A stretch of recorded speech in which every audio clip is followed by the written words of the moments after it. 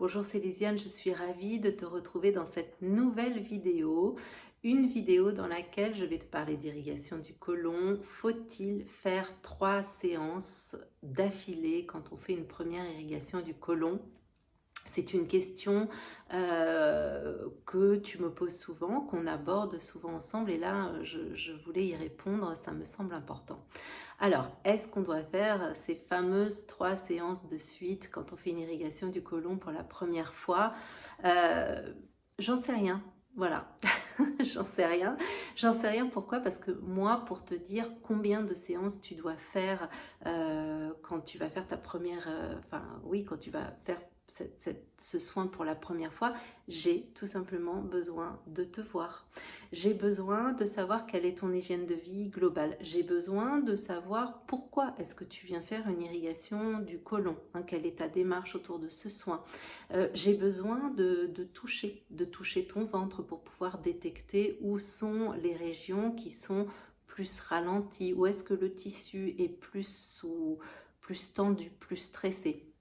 Voilà, et une fois qu'on a pu ensemble définir tout ça, que j'ai pu affiner un petit peu ma sensation, ma perception et faire connaissance avec toi, eh bien, on va faire la première séance ensemble, d'accord? Et à partir de là aussi, à partir du résultat de cette séance, à ce moment-là, je vais pouvoir te dire s'il faut que tu refasses une deuxième irrigation du côlon et quand. D'accord? Donc il n'y a aucun systématisme, ça n'est pas possible. En tout cas, c'est mon point de vue.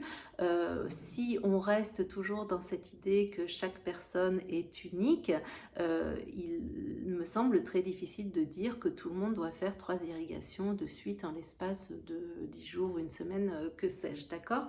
Donc je pense que c'est très important de faire une première démarche, de voir un petit peu voilà, quel résultat on va obtenir à la suite de cette première démarche, de bien définir quel est ton objectif dans cette démarche et à partir de là, on va pouvoir se dire, bah oui, tiens, on va refaire une deuxième irrigation du côlon dans 15 jours ou dans un mois, où on va faire 3 irrigations du côlon une fois par mois pendant quelques temps parce qu'il y aura un objectif de perte de poids par exemple, donc ça va être un accompagnement dans ta perte de poids, ou alors parce qu'il y a une constipation opiniâtre et que on va mettre des protocoles en place entre chaque séance, ou parce que tu souffres de candidose et que là effectivement dans ce cas-là, eh bien ça va être très intéressant de faire plusieurs séances pour t'aider à ramener l'équilibre au niveau de la flore intestinale.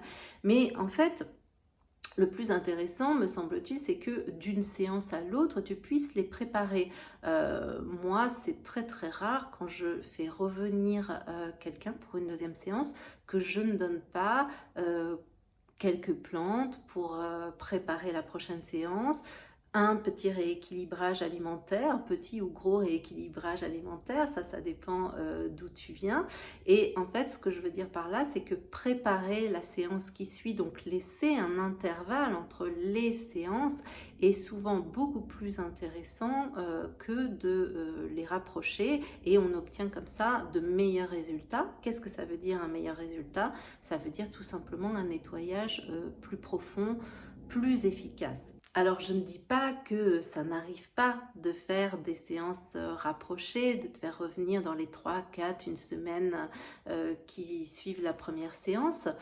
Par exemple, si tu souffres d'une constipation importante qui traîne depuis 10 ans, oui, on peut se dire qu'il faudra, c'est sûr, plusieurs séances et peut-être même qu'il en faudra une deuxième dans un temps très très court pour compléter ou pour plutôt bénéficier, si tu veux, utiliser le bénéfice de la première séance. Voilà, donc ça, je te donne un exemple pour que tu puisses bien te représenter l'idée de ce que c'est de faire des séances rapprochées ou pas.